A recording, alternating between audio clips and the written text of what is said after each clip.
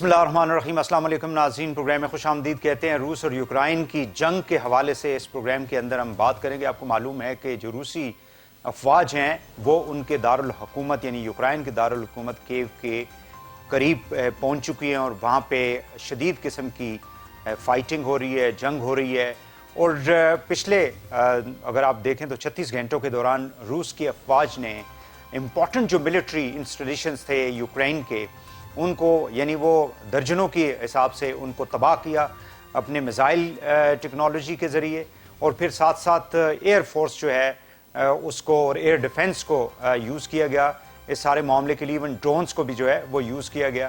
کافی زیادہ اس کے اندر ہلاکتیں جو ہیں وہ ہو چکی ہیں ابھی تک، اور یہ معاملہ ابھی چل رہا ہے۔ یورپی یونین جو ہے اور اس میں امریکہ ہے، اس میں برطانیہ ہے، انہوں نے روس کے اوپر جو ہے وہ پابندیوں کا اعلان تو کیا ہے، لیکن یوکرینین پریزیڈنٹ نے کل بھی اور آج بھی یورپ کو یہ کہتا رہا ہے کہ آپ ہماری ملٹری کے اعتبار سے، فوجی اعتبار سے ہماری مدد کریں تاکہ ہم روس کا مقابلہ کر سکیں۔ لیکن امریکیوں نے بالکل واضح طور پہ یہ کہہ دیا ہے کہ وہ کسی قسم کی یعنی اپنی افواج جو ہے اس جنگ کے اندر وہ نہیں جھونکیں گے۔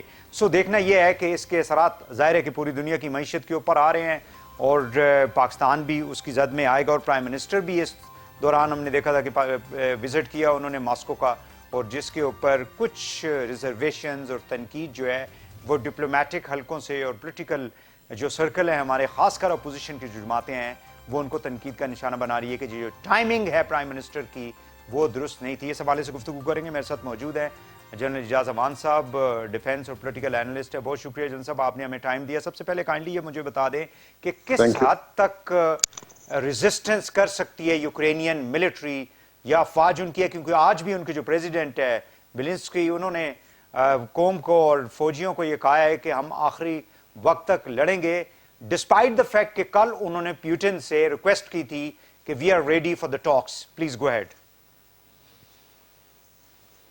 جی تھینک یو ویری مچ۔ دیکھیں، بات یہ ہے کہ پہلی بات ہے دونوں یوکرین اور رشیا کبھی ایک ملک ہوا کرتے تھے۔ دوسری بات یہ ہے کہ اس کو مکمل طور پہ، جہاں تک میری سمجھ ہے، مکمل طور پر قبضہ کر کے اس کو اپنی رشیا میں ایبزارب بھی نہیں کرنا چاہتا پوٹن۔ اس کا انڈیپینڈنٹ سٹیٹس برقرار رکھے گا، لیکن اپنی ٹرمز پہ۔ ایک تو شاید وہ اس حکومت کوئی جگہ اس کو ریجیم چینج کرنا چاہے، ریپلیس کرنا چاہے گا پرو رشیا لوگوں کے ساتھ، کیونکہ ایسٹرن یوکرین میں رشینز کا ہولڈ ہے، اور ویسے بھی جو ان کے اندر اختلافات تھے وہ پولیٹیکل پولرائزیشن تھی جس کو کیش کر رہے تھے دونوں، ایک طرف یورپ اور دوسری طرف رشیا۔ تو وہ ان کو ڈائیلاگ پہ مجبور کر کے پوزیشن آف سٹرینتھ سے اپنی ٹرمز پہ سمجھوتا بھی ایک سٹیج پہ آ کے رشیا کر لے گا۔ لیکن دوسری طرف بات یہ ہے کہ نیٹو کو ہرگز یوکرین کو نیٹو کا ممبر وہ نہیں بننے دے گا، کیونکہ اگر وہ بننے دے تو پھر اس کے بالکل بارڈر کے اوپر جو اس کا سفیر آف انفلوئنس ہے یا جو سیکیورٹی پیرامیٹر ہے، وہ اس کے جو سیکیورٹی پیرامیٹر وہ چینج ہو جاتا ہے، اور اس میں آ کے نیٹو فورسز کا بیٹھ جانا، وہاں اپنے اڈے بنا لینا اور میسائل لگا لینا، یہ رشیا کبھی برداشت نہیں کرے گا۔ اور اگر تھوڑا سا مجھے آپ وقت دیں تو جب کیوبا میں اس وقت کے یو ایس ایس آر نے میسائل ڈپلوائے کرنے کی بات کی تھی تو امریکہ نے اس کی ہرگز اجازت نہیں دی تھی، بلکہ حملے سے تھریٹ کر دیا تھا۔ تو رشیا نے اس چیز کو دیکھتے ہوئے اپنی پولیٹیکل پاور شو کی ہے، اپنا ملٹری ریزالو شو کیا ہے، اور یہ میسج دیا ہے ویسٹ کو کہ میں نیٹو کو اپنے دروازے تک نہیں آنے دوں گا۔ یہ ہے اس کا مختصر جو خلاصہ ہے یا جو آؤٹ کم مجھے نظر آ رہا ہے۔ بالکل آپ صحیح کہہ رہے ہیں۔ جس صاحب کائنڈلی مجھے یہ بتا دیں کہ پاکستان کے وزیر اعظم جو ہے انہوں نے دورہ کیا 2 روز کا، اور اس کے اوپر کافی زیادہ تنقید کی جا رہی ہے کہ the timing is not correct، کیونکہ یہ ایسٹ ویسٹ کا ایک معاملہ ہے، انڈکلیئرڈ، ایک ہم کہہ سکتے ہیں کہ چائنیز اور رشینز کا آپس میں ملنا، اور یورپ اور اس میں امریکنز جو ہے وہ ایک سائڈ پہ ہونا، یعنی ایک نیو کولڈ وار کی طرف یہ جو پوری دنیا ہے وہ بڑھ رہی ہے۔ So where we are standing in these two poles? देखिए जी, पहली बात यह है कि इस वक्त तक कोल्ड वॉर का कोई सच आगाज नहीं हुआ जो फॉर्मल कोल्ड वॉर है जिस तरह वारसा और नेटो के दरमियान थी। एज सच ऐसी बात नहीं है। और न रशिया, चाइना, पाकिस्तान या ईरान न ये कोई ब्लॉक बनाने जा रहे हैं। उस ब्लॉक की भी अभी मुझे आने वाले चंद सालों में भी कोई शक्ल उसकी नजर नहीं आ रही। ऐसा कोई ब्लॉक बनने नहीं जा रहा। लेकिन इंडिपेंडेंट रियासतें अपने ताल्लुकात उस्तवार करने में हक बजाने में जिस रियासत के साथ चाहें वो हक रख सकते हैं। अब हम तो, मुझे बड़ी माजरत के साथ कहना पड़ता है कि बहुत फारिग लोग हैं कि हम उस सारे डंडोरे को पीट रहे हैं कि प्राइम मिनिस्टर को जाना चाहिए था या नहीं। बड़ी सीधी सी बात है, 23 बरस के बाद पहला विजिट हुआ है प्राइम मिनिस्टर का, और हमारी हमेशा ये ख्वाहिश रही है कि हम रशिया के साथ अपने ताल्लुकात को बेहतर बनाएं। मौजूदा दौर में जब ये विजिट प्लान हुआ था उस वक्त यूक्रेन की इन्वेजन के कोई आसार नहीं थे। अगर आज प्राइम मिनिस्टर ऑफ पाकिस्तान इनकार कर देते कि मैं नहीं आता हूं, तो मेरी जाती राय ये है कि फिर आइंदा आप 10 से 15 साल, जब तक प्यूटन बैठे हैं, आप अगले 10 साल रशिया जा नहीं सकते थे। और रशिया के साथ इत्तेहाद इसलिए जरूरी है कि अफगानिस्तान की सूरत हाल को हैंडल करने के लिए, सेंट्रल एशिया के सूरत हाल को हैंडल करने के लिए, और अपने गवादर के जो पोर्ट है या सी पैक प्रोजेक्ट में जो हमारी कंट्रीब्यूशन है, उसके पोटेंशियल को पूरी तरह ऑप्टिमाइज करने के लिए चीन, रशिया, पाकिस्तान और सेंट्रल एशिया का इत्तेहाद बहुत जरूरी है। और ये पांचों मुल्क मिलकर, ये जो तकरीबन 5-6 मुल्क बनते हैं, ये मिलकर अफगानिस्तान में क़याम अमन को ला भी सकते हैं, मुस्तहकम भी बना सकते हैं।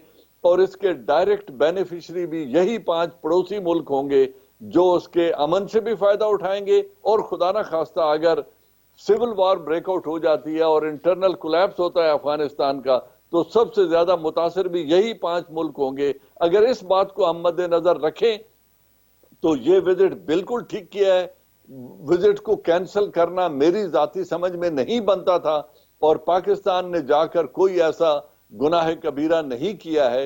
इस हमले में ना हम शरीक हैं, ना हम इसको एंडोर्स कर रहे हैं। आज आप देखें जो यूनाइटेड नेशन में वोटिंग हुई है, उसमें चाइना और इवन इंडिया ने एब्सटेन किया, उन्होंने उनके खिलाफ वोट नहीं दिया रूस के खिलाफ। तो वो अगर खिलाफ बात नहीं कर रहे तो हमने भी किसी की हामी नहीं भरी कि ये बहुत अच्छा हुआ है।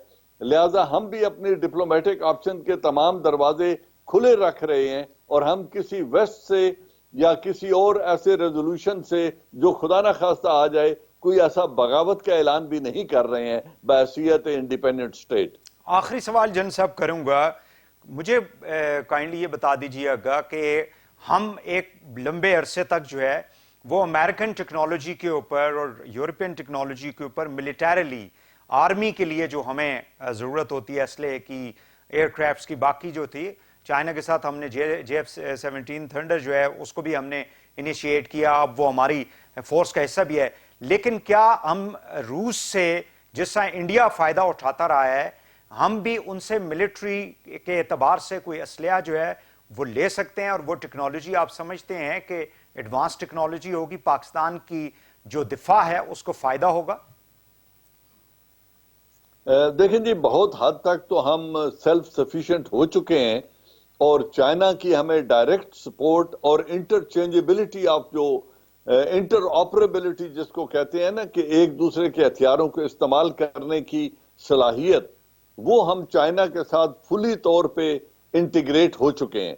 लेकिन रशियन इक्विपमेंट को हासिल करने के लिए, और S-400 जिसकी बहुत बात हो रही है जो इंडिया ने हासिल किए हैं, उसकी बात हुई भी है। और अगर हम लेना चाहें तो Russia is in need of money. अगर हमारे पास पैसे हैं और हम खरीद की सलाहियत रखते हैं तो रशिया हमारे ऊपर टेक्नोलॉजी के और सेल के, डिफेंस सेल के दरवाजे बंद नहीं करेगा।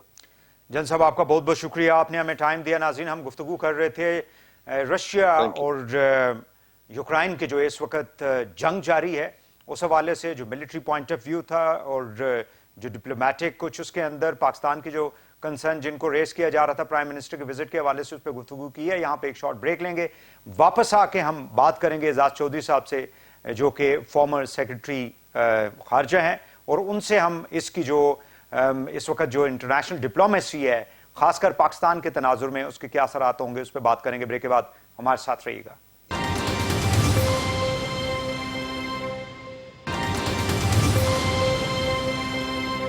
ویلکم بیک ناظرین، روس اور یوکرائن کی جو جنگ جاری ہے اس حوالے سے گفتگو کی جا رہی ہے۔ اس وقت سفارتکاری کا جو پروسیس ہے انٹرنیشنلی جو چل رہا ہے اس پہ ہم بات کریں گے۔ میرے ساتھ موجود ہے اعزاز چودھری صاحب، سابق سفیر ہیں اور سابق سیکرٹری خارجہ ہیں۔ بہت شکریہ چودھری صاحب، آپ نے ہمیں ٹائم دیا۔ کائنڈلی یہ بتا دیجیے گا کہ پوری دنیا کے اندر اس وقت ہم دیکھ رہے ہیں خاص کر یورپین ممالک جو ہیں وہ روس کے اوپر پابندیاں بھی لگا رہے ہیں، اور ایک یونائٹڈ نیشن سیکیورٹی کاؤنسل کے اندر بھی ایک ریزولوشن آیا ہے جس کو کہ روس نے ویٹو کر دیا ہے، being a permanent member of the United Nations Security Council. So, do you think کہ جنگ اس حد تک آگے بڑھ چکی، کافی جانیں بھی ضائع ہو چکی ہیں، 1 لاکھ کے قریب لوگ جو ہیں شہری وہ دوسرے ممالک کے اندر، قریبی ممالک میں بارڈر کراس کر کے مہاجرین بن چکے ہیں، سو اس ڈپلومیسی سے کیا یہ جنگ رک سکتی ہے؟ دیکھیں، یہ جو آپ نے کہا کہ وہاں پہ جو جنگ یوکرین میں اس وقت جاری ہے، کیا اس پہ اقوام متحدہ کی سفارتکاری کام آئے گی؟ میرے خیال میں نہیں آئے گی، اور اس کی بنیادی وجہ وہی ہے کہ روس کے پاس بھی ویٹو ہے اور امریکہ کے پاس بھی ہے۔ چین اور بھارت کی پوزیشن البتہ ذرا تھوڑی سی ان کو ایک طرف تو وہ روس کے لیے ہمدردی رکھتے ہیں، دوسری طرف ملٹری انٹرونشن کو کوئی بھی سپورٹ نہیں کر سکتا، کوئی بھی نہیں چاہتا کہ ملٹری انٹرونشن ہو۔ تو ایسے میں جنگ جو ہے وہ سمر کرے گی۔ میرا نہیں خیال کہ مغرب اس میں پوری طرح جنگ میں کودے گا، کیونکہ اس سے تو بہت بڑی جنگ چھڑ جانے کا خطرہ ہے۔ تو راستہ مغرب نے وہی لگایا ہے کہ سینکشنز لگائیں۔ اب یوکرین کے اندر البتہ معاملات بڑی تیزی سے بگڑ رہے ہیں اور یہ سمر کرے گا جی، بہت عرصے سے چل رہا ہے معاملہ، ابھی بھی اور چلے گا، کیونکہ روس اس وقت تک نہیں مطمئن ہوگا جب تک اس کی ریڈ لائن منظور نہیں ہوتی۔ ریڈ لائن ان کی یہ ہے کہ یوکرین کو آپ نیٹو میں شامل نہیں کریں گے، اور نیٹو یہاں پہ لا کے اپنے میزائل روس کے خلاف وہاں نہیں لگائے گا۔ اب یوکرین کی اپنی حکومت پہ بہت ڈپینڈ کرتا ہے، کیونکہ یوکرین بھی ایک بٹی ہوئی قوم ہے، آدھے روس کے ساتھ ہیں بلکہ روسی نسل کے ہیں اور آدھے یورپ کے ساتھ ہیں، تو ان کے لیے بھی ایک میدان جنگ بن گیا ہے۔ لیکن لگتا یہ ہے کہ یہ معاملہ ابھی تھوڑا سا طول کھینچے گا۔ بڑی جنگ تو میں نہیں سمجھ رہا، لیکن سینکشنز جو ہے وہ زیادہ انٹینس ہو جائیں گی روس کے خلاف۔ تو ڈو یو تھنک کہ سینکشنز جو ہیں دے کین افیکٹ رشینز، اور وہ اپنا جو ہدف ہے جیسے آپ خود کہہ رہے ہیں کہ ان کے 3 اہداف ہیں، ڈی ملٹرائزیشن آف یوکرائن، دوسرا وہ یہ چاہتے ہیں کہ ایک نیوٹرل قسم کا وہاں پہ گورنمنٹ آئے، اور وہ اس قسم کی نیوٹرل ہو، ظاہر ہے کہ وہ رشینز کے نیچے ہو، جیسے کریمیا میں ہے، جیسے 2 اور ان کی ایریاز ہے جن کو انہوں نے ریپبلک ڈکلیئر کر کے روسیوں کی افواج جو ہے وہ وہاں پہ آلریڈی ڈپلائے اور اپنی مرضی کی حکومت وہاں پہ انہوں نے قائم کر رکھی ہے، اور تیسرا چینج آف رجیم بھی ہے۔ ظاہر ہے کہ وہ جو موجودہ پریزیڈنٹ ہیں لیونسکی، ان کو چاہتے ہیں کہ وہ ریموو کر کے کوئی ایسی گورنمنٹ آئے جس کے اوپر روس کا تسلط ہو۔ سو ڈو یو تھنک کہ یہ پاسبل ہوگا؟ دیکھیں، یہ پہلے جب کریمیا پہ بھی قبضہ کیا تھا روس نے، تو اس وقت بھی روس کو یہی تھا کہ بلیک سی پہ ان کا اتنا بیڑا وہاں پہ کھڑا تھا، تو انہوں نے کہا اگر یہ نیٹو میں شامل کرنے کی انہوں نے کوشش کی تو ہمارے لیے یہ بہت ہی ہماری سیکیورٹی کو خطرہ ہے۔ تو وہ صورتحال ابھی وہی ہے۔ یہ روس میرے خیال میں پہلے جب وہاں پہ پرو ماسکو گورنمنٹ تھی تو اس کو آپ کو پتا ہے کہ کس طرح سول سوسائٹی کو ابھار کے مغرب کی مدد سے ہٹایا گیا، پھر اب پرو مغرب گورنمنٹ آ گئی ہے، پرو ویسٹ گورنمنٹ آ گئی ہے، تو اس کو یہ روس ہٹانا چاہتا ہے۔ تو یوکرین کے لیے تو ایک بہت ہی تشویشناک اور مشکل صورتحال ہے۔ البتہ جو روس ہے اس کے اوپر سینکشنز آپ کہہ رہے تھے اثر کریں گی کہ نہیں کریں گی، میرے خیال میں سینکشنز جو ہیں وہ ایک حد سے زیادہ اثر نہیں کرتی ہیں۔ سینکشنز میں آپ، اور یہ 2 دھاری تلوار ہوتی ہے، آپ جن ملکوں کے خلاف امریکہ نے یا روس یورپ نے سینکشنز لگائی ہیں وہ کبھی بھی ان کے قابو بھی نہیں آئے بلکہ ان سے دور ہوتے گئے، اور اگر روس دور ہوتا ہے اور چین کے زیادہ نزدیک ہوتا ہے یا ایشیائی ملکوں کے زیادہ نزدیک ہوتا ہے تو یہ بلاکس بن جائیں گے، اور ایک قسم کی سرد جنگ جس کے اندر کچھ حصہ اس کی گرم جنگ کا بھی ہے، تو یہ بہت خطرناک ہوگا यूक्रेनियंस को इन्होंने क्या मिस यूज किया है सारी सूरत हाल में कि 1 लाख लोग बेचारा दूसरे मुल्कों के अंदर, और बताया जाता है कि 4 मिलियन 40 लाख से ज्यादा लोग जो हैं वो बेघर होंगे और दूसरे मुल्कों में जाना पड़ेगा उनको। ये देखें, ये बड़ा अलमिया है किसी भी कौम के लिए कि जब कौम खुद बटी हो, उसके अंदर सियासी इस्तेहकाम ना हो या इक्तिसाद उसकी दबाव में हो, तो फिर बाहर वाले जो हैं वो खुल खेलते हैं। बदकिस्मती से यूक्रेन भी उसमें आ गया। जब सोवियत यूनियन ख़त्म हुआ था दिसंबर 1991, उस वक्त यही हमने सुना था कि इनको एश्योरेंस दी गई थी गॉर्बेचॉव साहब को कि हम नेटो आपकी सरहदों पर नहीं लाएंगे। तो लेकिन बाद में पोलैंड में भी उनकी डिप्लॉयमेंट हुई मिसाइल्स की, बाद में रोमेनिया में भी। तो अब जब यूक्रेन का किया तो रूस को बहुत ज्यादा खतरा महसूस हुआ, क्योंकि एक तो यूक्रेन यानी असल रूस है, रूस का आगाज वहां से हुआ। आज से 200-250 साल पहले, 300 साल पहले तो वहाँ कीव ही कैपिटल था रूस का। तो इस वजह से रूस के लिए ये एक रेड लाइन क्रॉस हो गई थी जब उन्होंने उसको नेटो में शामिल करना चाहा। तो इसलिए जब आप दोनों फैक्टर्स हैं कि कौम जब बढ़ती है तो वो भी इस बात के लिए तैयार रहे, और दूसरा ये कि ये जो बाहर से जब इंटरवेंशंस होती हैं तो यूनाइटेड नेशंस के जितने चार्टर के असूल थे, सॉवरेनिटी की रिस्पेक्ट करना, टेरिटोरियल इंटेग्रिटी की रिस्पेक्ट करना, इंटरफेयर न करना, इंटरवीन न करना, ये सारे के सारे अब ये असूल पामाल किए जा रहे हैं। पहले मशरक़ वुस्ता में हुए, एक के बाद एक मुल्क के अंदर इंटरवेंशन की गई, और अब यहाँ पे ये सिलसिला शुरू हो गया। तो एक लिहाज से ये बड़ी कौमों के लिए सबक भी है कि जब आप बड़ी ताकतों के दरमियान आ जाएं तो फिर आपको अपना घर बड़ा मजबूत रखना चाहिए ताकि कोई बाहर वाले आपका इस्तेहसाल ना कर सके। बिल्कुल सही है। अब एजाज चौधरी साहब, मुझे ये बताइएगा कि प्राइम मिनिस्टर का जो विजिट है उसके ऊपर काफ़ी ज़्यादा एक सेक्शन ऑफ मीडिया भी और political parties specially the opposition वो तनकीद कर रही हैं कि the timing of prime minister visit was not it was not a good decision. हमने मतलब वेस्ट को जो है वो नाराज़ करने की कोशिश की है, चूंकि हमारे ज़्यादा माशी और हमारे जो फाइनेंशियल इंटरेस्ट हैं वो मगरब के साथ जुड़े हुए हैं। आप क्या कहेंगे? मैं इस बात से और इस राय से इत्तेफाक नहीं करता। मेरे नज़दीक ये मामला, ये विजिट तयशुदा था, ये दौरा, और इसकी तारीखें तय थी।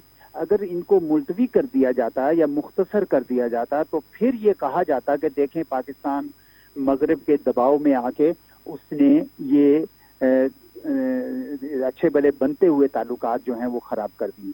तो पाकिस्तान का ने बड़े अच्छी एक स्ट्रेटेजिक विजन बनाई है कि दुनिया की तमाम ताकतों के साथ, चाहे अमेरिका हो, चीन हो या रूस हो, उसके साथ हम अपने दो तरफा ताल्लुकात रखेंगे।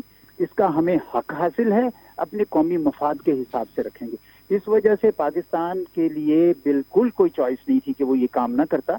अलबत्ता इसका हरगिज ये मतलब नहीं है कि पाकिस्तान मगरिब को किसी सूरत भी गैर अहम समझता है। यूरोप के साथ भी और अमेरिका के साथ भी पाकिस्तान के बड़े देरीना ताल्लुकात हैं, इक्तिसादी भी हैं, सियासी भी हैं, और लोगों के ताल्लुकात भी आपस में बहुत हैं। इस वजह से वो अगर वहाँ पे कोई टेलीफोन करके उनको बताना भी पड़े या कोई तरीके से समझाना भी पड़े तो समझाना चाहिए। लेकिन मैं नहीं समझता कि अमेरिका में कोई भी बंदा ये सब कहेगा कि नहीं, पाकिस्तान को ये हक नहीं होना चाहिए कि वो किसी और मुल्क के साथ अपने ताल्लुकात ना बनाए। ये दौरा उस लिहाज से मेरे नज़दीक उसको जारी रहना चाहिए था और दुरुस्त कदम हुआ। जी तो ऐसा फाइनली ये पूछूंगा, टाइमिंग का लोग कहते हैं कि ये टाइम ठीक नहीं था, प्राइम मिनिस्टर वहाँ गए और हमला हो गया। वो कोई ऐसा था जैसे कुछ लोग तो ये मतलब कॉन्स्पिरेसी थ्योरी भी इसको हम कह सकते हैं कि रशियंस जो थे वो इंतज़ार कर रहे थे कि पाकिस्तानी प्राइम मिनिस्टर उनकी सरजमीन पे पाँव रखेगा तो वो हमला कर देंगे।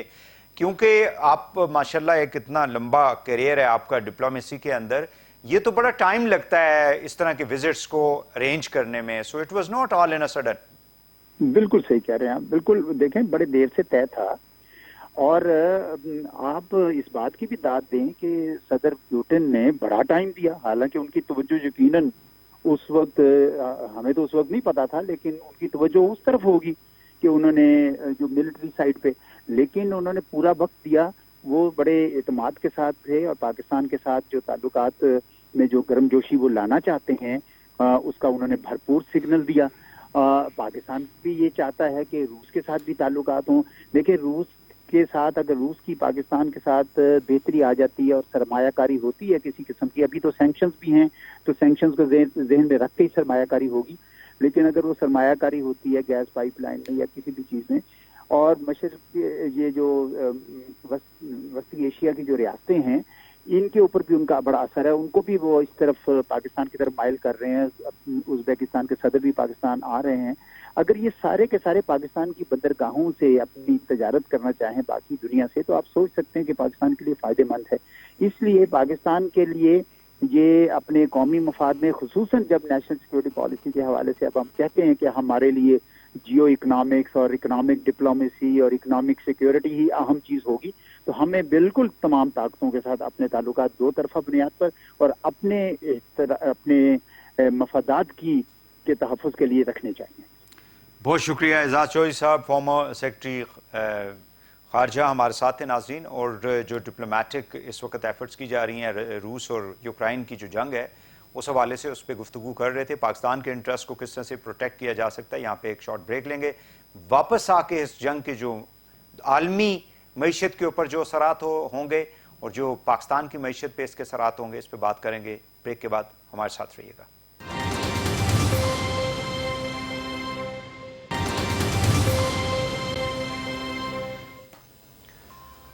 वेलकम बैक नाज़रीन। प्रोग्राम में हम गुफ्तगू कर रहे हैं रूस और यूक्रेन की जो जंग जारी है और उसके जो यूरोप के खिते के अंदर और पूरी दुनिया के ऊपर जो असरात मुरतब हो रहे हैं।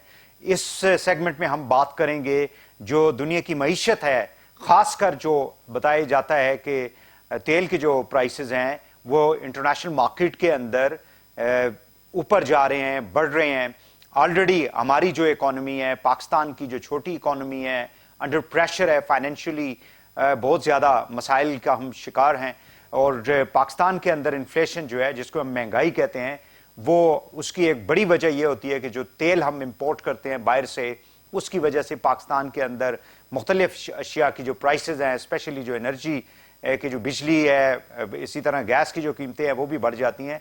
और इसके असरात कितने होंगे और कितने लंबे अरसे तक ये असरात जो हैं वो मुरतब हो सकते हैं पाकिस्तान के हवाले से, इस पर हम बात करेंगे। इस सेगमेंट में मेरे साथ मौजूद हैं डॉक्टर फर्रुख सलीम साहब, आप माशी माहिर हैं। बहुत शुक्रिया डॉक्टर साहब, आपने हमें टाइम दिया। सबसे पहले इंटरनेशनल मार्केट के अंदर हम देख रहे हैं कि जो ट्रेंड जा रहा है तेल की प्राइसेस का, पेट्रोलियम प्रोडक्ट्स जो हैं वो ऊपर की तरफ जा रहा है, तो इससे जाहिर है कि पाकिस्तान के ऊपर भी प्रेशर आएगा और पाकिस्तान भी मुतासर होगा।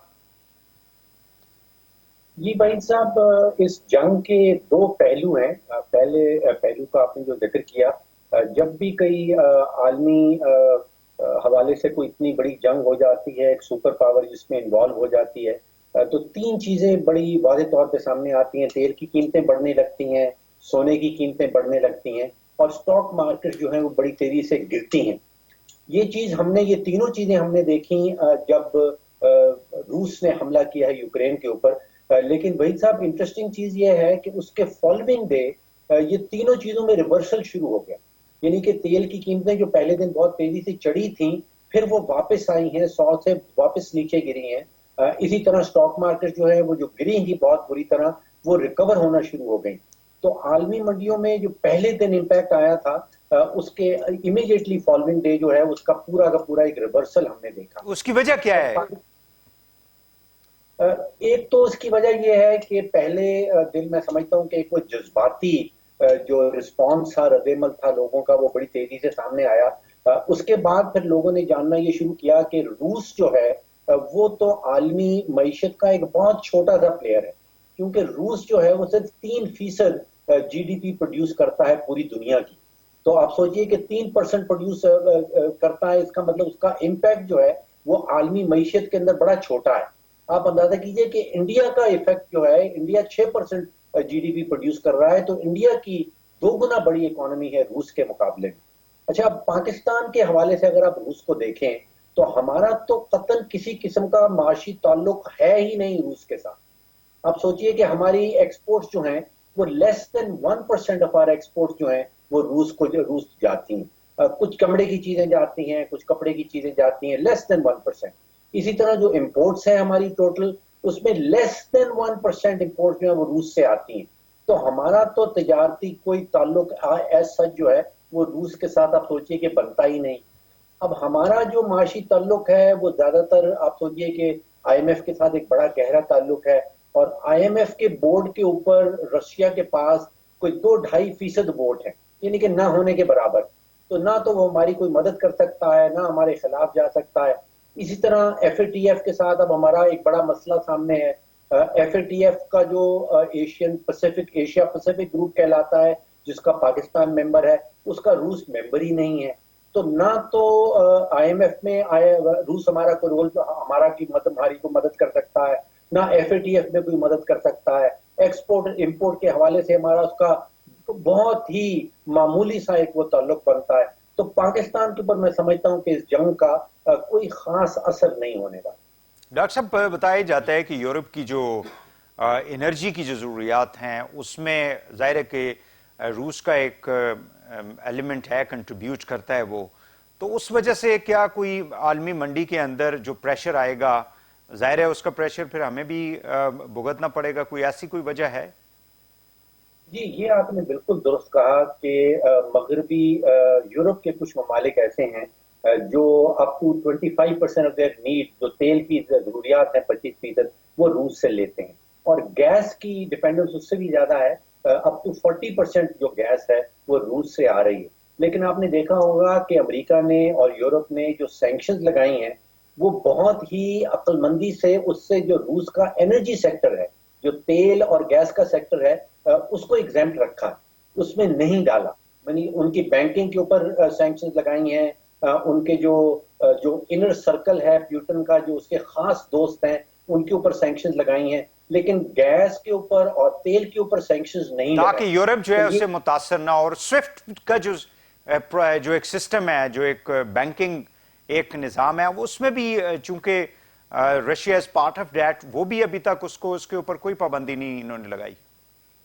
جی, آپ نے درست کہا. وہ سوئفٹ کا جو معاملہ ہے وہ اس کو کہا جاتا ہے فائنینشیل مارکیٹ میں, اس کو کہا جاتا ہے نیوکلیئر آپشن, کہ آپ نے اگر نیوکلیئر بم پھینکنا ہے روس کے اوپر تو پھر آپ اس کے اوپر وہ سوئفٹ کی سینکشنز لگا دیں. تو وہ سوئفٹ کی سینکشنز ابھی تک نہیں لگی ہیں. یہ جو سپلائی چین ہے, سپلائی چین جو ہے وہ تو نہیں متاثر ہوگی نا اس سے, جو دنیا کے اندر جو چیزیں آتی ہیں, امپورٹس ایکسپورٹس ہوتی ہیں؟ جہاں تک دیکھیے, روس اتنا بڑا پلیئر ہے نہیں دنیا میں, اور اگر روس کو نکال دیا جائے, جیسے آپ نے کہا, باقی سارے سمندری راستے جو ہیں وہ کھلے ہیں. ایک بلیک سی کی پورٹس جو ہیں وہاں پہ وہ متاثر ضرور ہوئی ہیں, اور پھر جو تیل کی ٹریڈ ہے, جو گیس کی ٹریڈ ہے, وہ جیسے پہلے چل رہی تھی, جنگ سے پہلے چل رہی تھی, ویسے ہی چل رہی ہے. تو اتنے خاص متاثر نہیں ہوئے ہیں. عالمی منڈیاں جو ہیں وہ اس کے اوپر کوئی خاص اثر نہیں ہوا.